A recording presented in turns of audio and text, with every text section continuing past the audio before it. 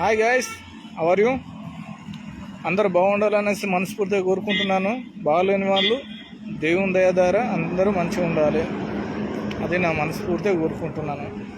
ఈరోజు మనం ఏ స్టోరీ మాట్లాడితే బాగుంటుంది అంటే కంటెంట్, రాజకీయం, ఒక పేదోడు.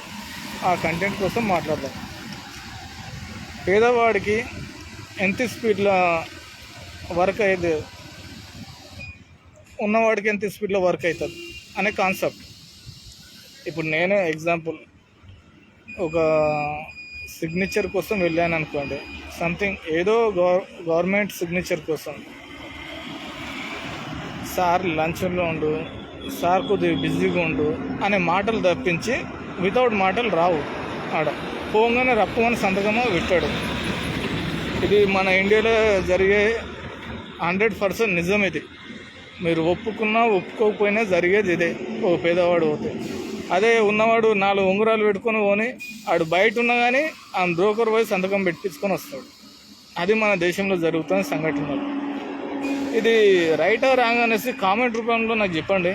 నేనైతే ఇది 100% రైట్ అనుకుంటున్నా. ఓ రాంగ్ అయితే మీరు నాకు కామెంట్ రూపంలో చెప్పారనుకో, నేను కూడా మీ ద్వారా నేను కూడా నేర్చుకుంటాను. ఓకే, జై హింద్, జై భారత్. రైట్.